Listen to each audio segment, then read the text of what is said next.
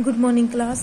Next topic है updating अ sequential file. इसका मैंने बताया था आपको अपडेट करने का मीनिंग क्या है कि मैं थोड़ा सा उसमें चेंजेस करना चाहती हूँ। मतलब अगर मेरे पास 3 सब्जेक्ट के मार्क्स हैं, 4th के मुझे ऐड करने हैं तो अपडेट करनी पड़ेगी। तो उसके लिए हम प्रोग्राम के थ्रू करते हैं। ठीक है, प्रोग्राम देखो, program update file, implicit none, integer में आ गया रोल नंबर, मार्क्स ऑफ 4 मतलब 4 सब उसके मार्क्स होगा।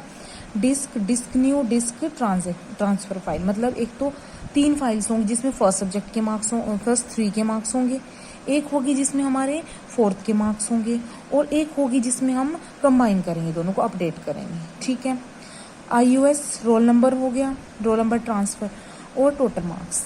करेक्टर ये मैंने नेम उठा लिया, लेंथ 10 की ट्रांसफर फाइल उठा ली। ठीक है, एक रीड कराया तो इन तीनों की डिस्क न्यू और डिस्क ट्रांसफर तीनों फाइल्स की यूनिट्स को रीड कराना पड़ेगा।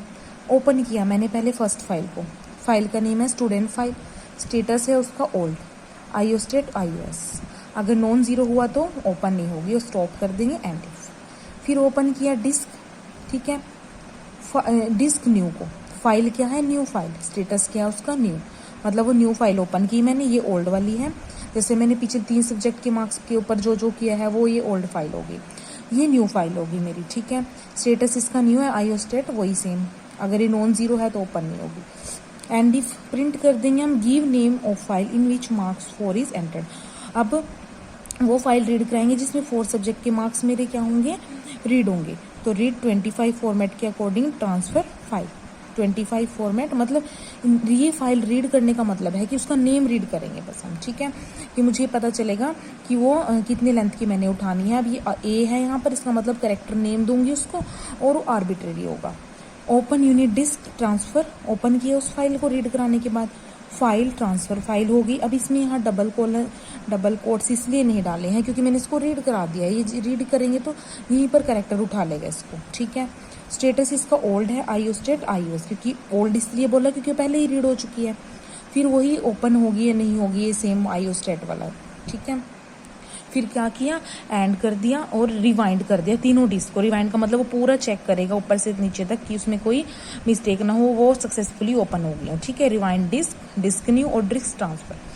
फिर लूप स्टार्ट की, रीड किया हमने यूनिट डिस्क पर, फॉर्मेट 50 के अकॉर्डिंग आईओस्टेट iOS, किस किस को, रोल नंबर को, नेम को और 3 सब्जेक्ट के मार्क्स को, वो तो पहले रीड कराने पड़ेंगे। 50 फॉर्मेट के according I4 A25 3I3 format दे दिया कि रोल नंबर 4 डिजिट का होगा, 25 करेक्टर का नेम होगा और 3 सब्जेक्ट के मार्क्स होंगे। अगर वो नॉन जीरो है तो एग्जिट हो जाए। ठीक है, रीड किया, फिर यूनिट डिस्क पर, डिस्क ट्रांसफर पर, फॉर्मेट 30 के अकॉर्डिंग आईओस्टेट iOS हो गया, रोल नंबर ट्रांसफर और 4 सब्जेक्ट के मार्क्स मैंने रीड कराया। 30 फॉर्मेट के according roll number I4 4 digit का और I3 मतलब 3 डिजिट्स में हम उसके मार्क्स डालेंगे। अगर रोल नंबर है जो नोट इक्वल हुआ रोल नंबर ट्रांसफर के, देन प्रिंट करा देंगे 60 फॉर्मेट के अकॉर्डिंग उस रोल नंबर को भी और जो ट्रांसफर करना है उसको भी, क्योंकि मीनिंग ये है कि जिस रोल नंबर को के मुझे 4 सब्जेक्ट के मार्क्स ऐड करने हैं, अगर उस रोल नंबर ट्रांसफर मतलब जिसका 4 सब्जेक्ट है उसके इक्वल ना हुआ जो गिवन रोल नंबर जिसमें मुझे फर्स्ट के ऐड करने हैं और ये रोल नंबर हुआ 5, ठीक है, तो इक्वल नहीं हुआ तो हम प्रिंट करा देंगे ये रोल नंबर था। और 60 फॉर्मेट के अकॉर्डिंग इसमें मैसेज डाल देंगे ट्रांजेक्शन फाइल नंबर, ठीक है, मिस्टेक ट्रांजेक्शन फाइल नंबर, आई 5 डिजिट का नंबर दे सकती हूँ और मैसेज डाल देंगे does not match master file roll number की, वो जो उससे कंबाइन करना है उसको वो उससे मैच नहीं होता और 5 डिजिट का डाल दूंगी। साइकिल मतलब दोबारा जाएगा ऊपर, दोबारा से रीड करेगा, दोबारा रोल नंबर चेक करेगा। जैसे मैंने ये रीड कराया और ये रीड कराए तो ये रोल नंबर मैच करेगा दोनों। ठीक है, कि वो सेम सब स्टूडेंट के हैं या नहीं है, कि जिसके 3 सब्जेक्ट के हैं उसी के 4th के डल रहे हैं नहीं डल रहे। एल्स अगर होते हैं तो हम टोटल कर देंगे कि इसके 4th के डल चुके हैं, 3 के डल चुके हैं तो सम कर देंगे मार्क्स का हम। ठीक है, फिर एंड कर देंगे। राइट यूनिट डिस्क न्यू पे हम क्या करेंगे, 70 फॉर्मेट के अकॉर्डिंग राइट मतलब वहाँ पर राइट हो जाएगा फाइल में जाकर roll number, name, marks, total marks. ठीक है, 70 फॉर्मेट के अकॉर्डिंग एंड कर देंगे। एंड फाइल डिस्क न्यू और रिवाइंड कर देंगे इसको। ठीक है, rewind disk new, rewind disk और रिवाइंड डिस्क ट्रांसफर। फिर क्लोज कर देंगे हम डिस्क को और डिस्क ट्रांसफर को। फिर प्रिंट कराया 80 फॉर्मेट के अकॉर्डिंग, हेडिंग प्रिंट कराई एक, स्टूडेंट ग्रेड रिपोर्ट, ठीक है, यहाँ पर डबल कोलन्स में 1x, ठीक है, रोल नंबर उसका 9x मतलब 9 डिजिट का डाल सकती हूँ, नेम, ठीक है, इंग्लिश में कितने हैं उसके मार्क्स, फिजिक्स, केमिस्ट्री, मैथ्स, ठीक है, ये मार्क्स हम प्रिंट करा देंगे। फिर लूप स्टार्ट की, रीड कराया यूनिट डिस्क न्यू पे, फॉर्मेट 70 के according, roll number, name, marks और टोटल मार्क्स, ठीक है। नई डिस्क जो हमारी थी जिससे मेरी अपडेट होकर आएगी वो मैंने उस पर रीड करा दिया सारा डाटा। अगर वो जोन 0 है तो एग्जिट हो जाए, प्रिंट करा दिया 90 के according, roll number, name, marks, total marks. ये फाइल पे नहीं प्रिंट कराए, अगर फाइल पे होते हैं तो वो उठाता नहीं, क्योंकि प्रिंट स्टेटमेंट यूज नहीं होती, रीड यूज होती, सॉरी राइट यूज होती है फाइल पर प्रिंट कराने के लिए। ये सिंपल उसने प्रिंट कराया है, जो मेरे यहाँ डाटा आया ना उसको प्रिंट करा दिया एक बार। ये आप स्टेटमेंट यूज भी कर सकते हो वरना स्किप भी कर सकते हो। उसके बाद रिवाइंड कर दिया, डिस्क को क्लोज कर दिया और ये प्रोग्राम आपका अपडेट हो गया, ठीक है। पहले मतलब यहाँ पर मैंने रीड कराए दोनों, ठीक है, फाइल्स ओपन की, फिर रीड कराए ओल्ड फाइल्स में और एक ट्रांसफर फाइल में, ठीक है। उन दोनों को कंबाइन करके मैंने न्यू फाइल में डाल दिया, न्यू फाइल में उनको एक बार रीड करा दिया, ठीक है। तो ये अपडेट के लिए प्रोग्राम था आपका। उसके बाद है कुछ रूल्स हैं आपके कि फाइल्स में आप क्या क्या रूल्स याद रख सकते हो, ठीक है। ये हेडिंग बनाकर आप डाल सकते हो, rules for file. If a file in unit equal to I, कि अगर वो ith यूनिट में है, is to be backspace by 1 record. अगर मुझे एक रिकॉर्ड पीछे जाना हो, जैसे ये मेरा जैसे मैंने डाटा डाला हुआ है, मतलब 1 2 3, जैसे ये हो गया 1 2 3 5 6 7, ये फर्स्ट रिकॉर्ड, ये सेकंड रिकॉर्ड।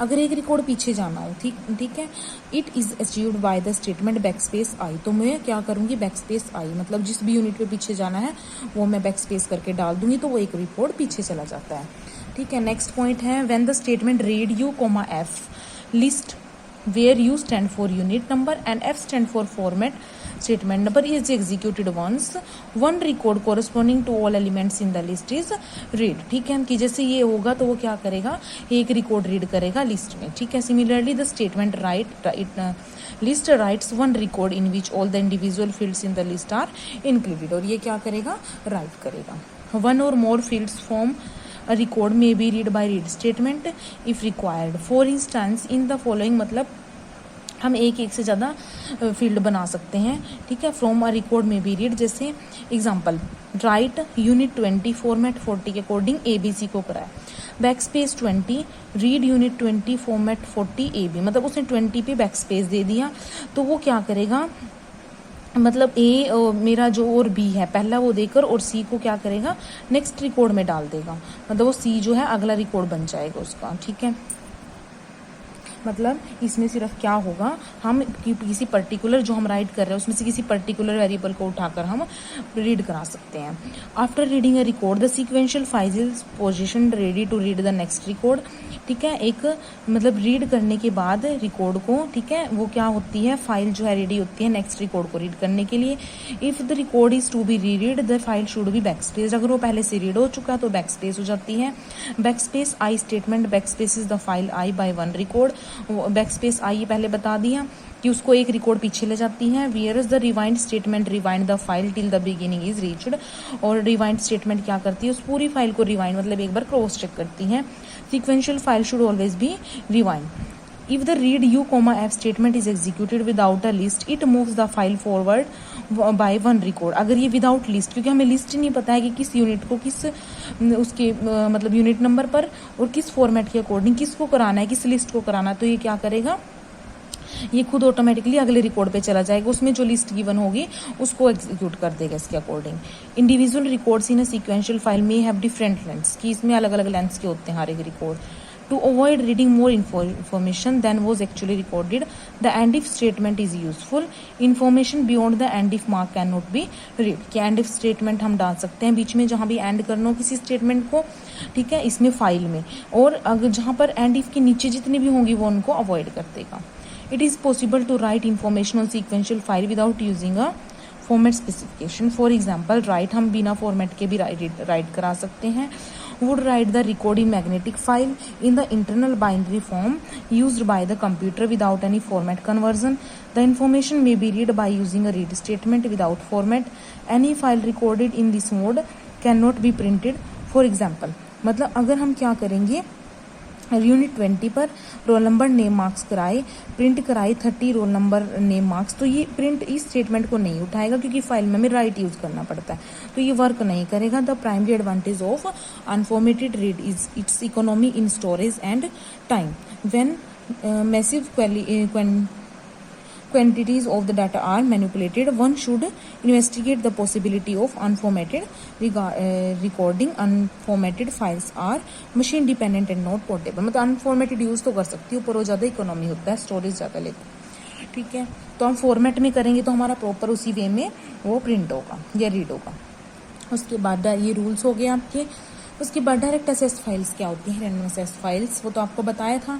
सीक्वेंशली फाइल में सीक्वेंस में चलते हैं। डायरेक्ट एसेस फाइल्स में क्या होता है कि डायरेक्ट एसेस फाइल में की हमें यूज करनी पड़ती है, हम डायरेक्ट फाइल्स को असेस कर सकते हैं, ठीक है। इसमें defining a direct access file, the first question we will answer is how do we specify a file as direct access file and what information is to be provided for setting up such a file structure। तो क्या है, file specified as direct access file in open statement. कैसे पता चलेगा कि direct है, तो हम ओपन स्टेटमेंट में ही उसका वो देते हैं उसमें, ठीक है। Beside specifying the unit number and file name it is necessary to specify the file access mode, हमें देना पड़ता है इसमें, ठीक है। असेस डायरेक्ट है या सिक्वेंशियल है। If the file is to be formatted then we should specify form is equal to formatted. It is also necessary to give the maximum number of characters in each record. Thus if you want to record student record with roll number name and marks with 3-digit roll number, total number 25 characters name and 9 digit for the set of marks। The record size code RECL should be specified as 37 character. मतलब अगर मुझे किसी file में ये data डालना है जिसमें 3 digit का मेरा रोल नंबर है, 25 करेक्टर्स का नेम है, 9 डिजिट का मेरे पास क्या है, for the set of marks के सेट के लिए मैंने रिकॉर्ड साइज उठाया है। टोटल कितने हो गए, 25 + 3 + 9 मतलब 37 का मेरा करेक्टर्स का टोटल बनेगा। तो डायरेक्ट एसेस फाइल्स में भी स्पेसिफाइड बाय द स्टेटमेंट। अब डायरेक्ट एसेस फाइल के लिए क्या होता है, जो ओपन स्टेटमेंट होती है क्या होती है, यूनिट इज इक्वल टू 20 होगी, फाइल का नेम, असेस बताना पड़ता है कि डायरेक्ट है या सीक्वेंशियल है, तो ये यहाँ हम देंगे डायरेक्ट। RECL 37 मतलब RECL मैंने बताया था ना पीछे टेबल में, इसका मीनिंग क्या होता है कि रिकॉर्ड की लेंथ बताता है। जैसे 37 आई ना मेरे पास टोटल एक रिकॉर्ड के, फॉर्म ये फॉर्मेटेड हो गए, ठीक है। सेम सीक्वेंशियल की तरह चलेगा कि क्रिएट कैसे करते हैं उसको, अपडेट कैसे करते हैं, बस ओपन स्टेटमेंट में ये असेस हमें देनी पड़ेगी इसमें। अब creating a direct access file create करने के लिए वही आप, ये तो थ्योरी है, ये आप खुद पढ़ोगे, ठीक है। इसमें सेम वही पीछे वाला ही लिखा हुआ है। इसको हमें कैसे करना है, जैसे मैंने प्रोग्राम के थ्रू, मेन इसमें प्रोग्राम के थ्रू होता है बताना। तो program create random access file, roll number, marks of 3, name उठाया मैंने, ओपन, यूनिट 20 पर फाइल जो है स्ट्रैंड, access direct, RECL 37, form formatted, do read कराया 30 फॉर्मेट के according, roll number, name, marks, ठीक है। ये रीड करा दिए, रोल नंबर 0 है तो एग्जिट हो जाए, अदरवाइज हम राइट करा देंगे, ठीक है। यूनिट 20 पर फॉर्मेट 30 पर REC रोल नंबर नेम, ठीक है, रोल नंबर नेम और मार्क्स, ठीक है। REC ये क्या होगा, रिकॉर्ड की होगी कि कौन से रोल नंबर का मुझे ये सारा डाटा देना है, क्योंकि इसमें तो हम डायरेक्ट एसेस में तो किसी भी रोल नंबर का पिक कर सकते हैं। एंड डू और क्लोज कर दिया उसको मैंने, तो ये क्रिएट हो जाती है आपकी एक रैंडम एसेस फाइल, ठीक है। उसके बाद उसको अपडेट कैसे करना है, ये अपडेट वाला आप खुद करोगे, आपका होमवर्क है, ठीक है। और नेक्स्ट उसमें सर्च कैसे करना है, ये दोनों आपके सेम सीक्वेंशियल की तरह है, सेम वही होगा, बस इसमें ओपन में हमें एक एसेस डालनी पड़ती है, ये भी आपका होमवर्क है। लास्ट इस चैप्टर का लास्ट टॉपिक है इंक्वायरी स्टेटमेंट। क्या होती है, the statement already discussed are sufficient to write the file oriented programs in Fortran 90। There are situations where one might like to find out the status of file in a program, particularly if it is routine written by some other programmers. A statement called inquiry is available to achieve this। मतलब जैसे ही हम क्या करते हैं, inquiry statement डालते हैं किसी भी फाइल की लिस्ट के ऊपर, तो वो क्या करता है, उसके बारे में हमें सारा डाटा प्रिंट करा देता है। मतलब देखो सेंटेक्स पहले इसका बता देती हूँ आपको, क्या होता है, इंक्वायरी डालेंगे, ये कीवर्ड है, ब्रैकेट में लिस्ट ऑफ स्पेसिफायर डालेंगे। जैसे एग्जाम्पल हो जाएगा इंक्वायरी यूनिट 20, तो हमें बता देगा कि फाइल की यूनिट का नेम 20 है, open equal to OP status, और इसमें ओपन वो हमें बता देगा कि फाइल ओपन हुई है नहीं हुई है, name equal to file name, यानी कि हमें बता देगा कि फाइल का नेम क्या है। जो जो भी इंक्वायरी मैं चाहती हूँ उस फाइल के बारे में मैं यहाँ डाल दूंगी इंक्वायरी के अंदर, और वो मुझे उसके बारे में सारा डाटा प्रिंट करा देगा। Will set OP status true if file is open and will set it false otherwise. The file name will return the name of the file connected to unit 20 if it exist. ठीक है, file का name return करेगा। Inquiry can also be by the file name rather than unit number. ठीक है, अब देखो जैसे कुछ और एग्जांपल्स भी हैं इसमें। इंक्वायरी नेम मैंने स्टूडेंट फाइल, ठीक है, number P, open OP status exist present. ठीक है, वही है, ये क्या करेगा, यूनिट नंबर इन पी इसमें सेट कर देगा कि किस यूनिट पर फाइल चल रही है, फाइल का नेम क्या है, ओपन हुई है नहीं हुई है।